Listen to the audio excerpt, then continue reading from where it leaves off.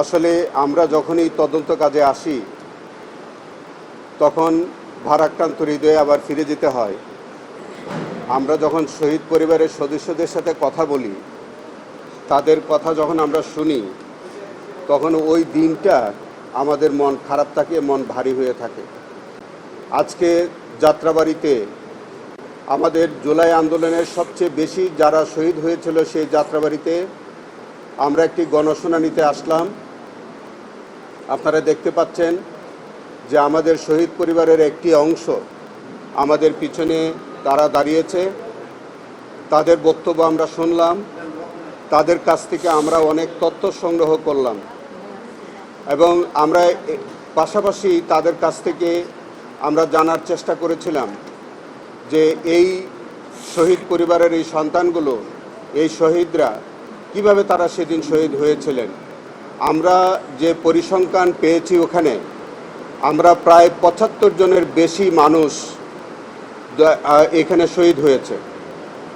অন্তত শুধু ৫ই আগস্টেই প্রায় ৫০ থেকে ৫৫ জন মানুষ শুধু ৫ই আগস্টেই তাদেরকে নির্বিচারে গুলি করে হত্যা করা হয়েছে। সেই হত্যাকাণ্ডের সাথে তৎকালীন ফ্যাসিস্ট সরকারের যেমন কিছু দুষ্কৃতিকারী পুলিশ ছিলেন, তেমনিভাবে তখনকার সময়কার আওয়ামী লীগের মদতপুষ্ট ছাত্রলীগ, যুবলীগ এবং আওয়ামী লীগের দুষ্কৃতিকারী ব্যক্তিবর্গ তারাও ছিলেন এবং তারা নির্বিচারে গুলি করে এই নিরীহ ছাত্রকে তারা হত্যা করেছে। এবং তারই ধারাবাহিকতা আপনি দেখেছেন যে আজকে শহীদ পরিবারগুলো তারা বিভিন্ন সময় মামলা মোকদ্দমা করেছে। কেউ থানায় মামলা করেছে, কেউ আমাদের আন্তর্জাতিক অপরাধ ট্রাইব্যুনালে মামলা করেছে। আমরা আন্তর্জাতিক অপরাধ ট্রাইব্যুনালের পক্ষ থেকে ইতিমধ্যে এই যাত্রাবাড়ির কাজলায় যে তাইম ভুঁইয়া, শনির আখড়ায় তাইম ভুঁইয়া, সেই মামলাটি আমরা ইনভেস্টিগেশন করে ইতিমধ্যে আমাদের সাক্ষ্য প্রমাণ প্রায় শেষ হয়েছে। আমাদের মধ্যে একজন যে তাইমকে যে সেদিন পুলিশের গুলির মুখে যে রক্ষা করছিল, সেই রাহাত, সে আমাদের ট্রাইব্যুনালে সাক্ষী দিয়েছে, আমাদের সামনে আছে। তো সেই মামলাটি আমাদের বিচার কার্য প্রায় শেষ।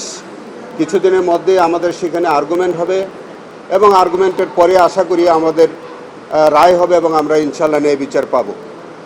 তারই ধারাবাহিকতায় বাকি যে শহীদ যারা আছে তাদের বিচারটা যাতে স্বচ্ছতার সাথে, নিরপেক্ষতার সাথে এবং আন্তর্জাতিক মানে যাতে হয়, সেই কারণে আমরা আজকে এই গণশুনানির আয়োজন করেছি। সেখানে আমাদের যে তদন্তকারী কর্মকর্তা, আমাদের এডিশনাল এসপি জনাব আলমগীর এবং আমাদের এখানে ভারপ্রাপ্ত কর্মকর্তা রাজু সাহেব তিনি আছেন, আমাদের এই এলাকার গণমানুষের নেতা জনাব নবীউল্লাহ নবী সহ আমাদের প্রসিকিউটর বৃন্দরা তারা আছেন। আমরা গণশুনানি করেছি, প্রত্যেক ভিকটিম পরিবারের বক্তব্য আমরা শুনেছি। কিছু কিছু জায়গায় আমরা একটা বিষয় আপনাদের অবহিত করতে চাই যে কিছু ইনভেস্টিগেশন আমাদের থানা পুলিশ করেছে, কিছু ইনভেস্টিগেশন আমাদের ইনভেস্টিগেশন এজেন্সি করছে। সঙ্গত কারণেই যখন 5ই আগস্টের পরে যে যেভাবে পেরেছে সেভাবে মামলা করেছে। কেউ আদালতে করেছে, কেউ থানায় করেছে, কেউ আন্তর্জাতিক ট্রাইব্যুনাল পরবর্তীতে গঠন হওয়ার পরে সেখানেও করেছে। তো আমাদের হাতে যে অভিযোগগুলো আগে গেছে সেই অভিযোগগুলো আমরা ইনভেস্টিগেশন করে আমরা সেইটা রিপোর্ট দেওয়া এবং বিচার প্রক্রিয়া আমরা সম্পন্ন করার চেষ্টা করেছি। পাশাপাশি কিছু ইনভেস্টিগেশন আমাদের থানা পুলিশও করেছে। তো আপনারা জেনে থাকবেন যে থানায় যে মামলাগুলো হয়েছে বা যে ইনভেস্টিগেশন রিপোর্টগুলো তারা ইতিমধ্যে সাবমিট করেছে, সেই মামলাগুলিও আমরা আইন অনুযায়ী আমরা মনে করি যে এইগুলো ট্রাইব্যুনালে বিচার হওয়া উচিত। সেই কারণে যে মামলাগুলো ইতিমধ্যে থানার পুলিশ তদন্ত করে চার্জশিট দাখিল করেছে, আমি চিফ প্রসিকিউটর হিসাবে এইটি আমার আইনগত ক্ষমতা আছে, এই মামলাগুলো তুলে নেওয়ার এখতিয়ার আমার আছে। তো যেহেতু এই মামলাগুলি যাত্রাবাড়ি গণহত্যার এবং এটা যেহেতু মানবতা বিরোধী অপরাধ, সেই কারণে যে মামলাগুলি থানা পুলিশ করেছে সেটাও আমি চেষ্টা করব যে এই মামলাগুলো তুলে নিয়ে ট্রাইব্যুনালে বিচারের ব্যবস্থা করার জন্য।